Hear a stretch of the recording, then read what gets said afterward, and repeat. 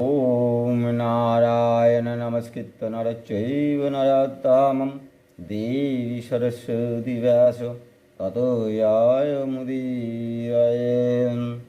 আমরা দশম অধ্যায়ের বিভূতি যোগে 29 নম্বর শ্লোক সম্পর্কে একটু অনুধ্যান করব।